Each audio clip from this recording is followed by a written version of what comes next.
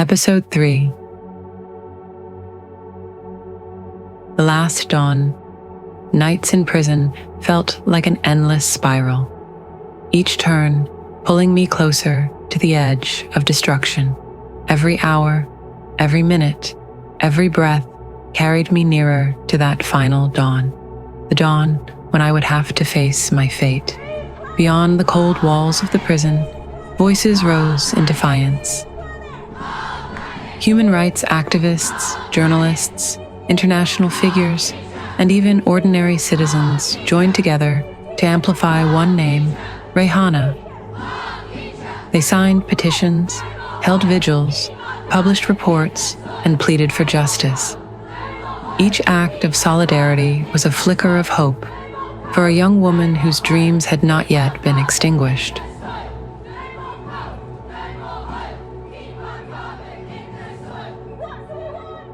The media reported global protests against the execution of Reyhaneh Jabbari continue to grow. Many are calling for a review of her case and for her basic human rights to be respected. International organizations have expressed deep concern over the legal process.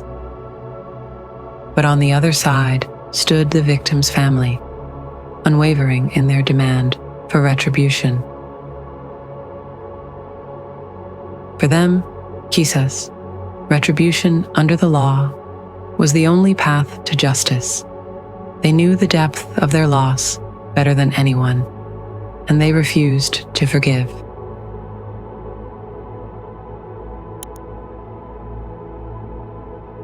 In the midst of this storm, one woman's voice rang out with both sorrow and strength. Sholeh Pakharvan, Reyhaneh's mother. In an impassioned interview, she declared, "I am a mother who will not lose her daughter.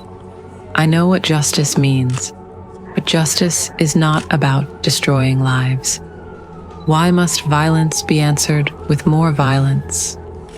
We are calling for an end to executions, not just for Reyhaneh, but for all women who have dared to resist oppression."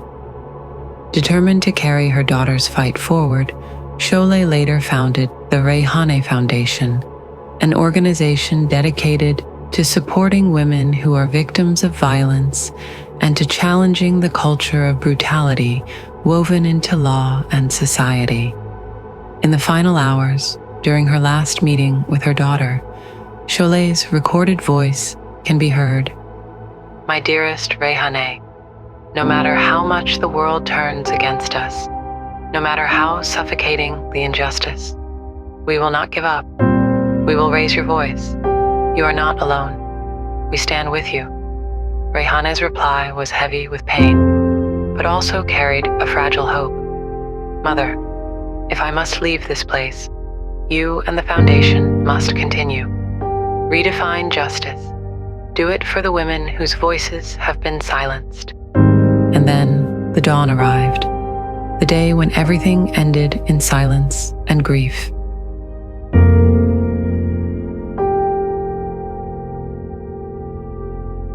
Reyhaneh Jabbari, a young woman once full of dreams, stood face to face with a cruel and unyielding fate.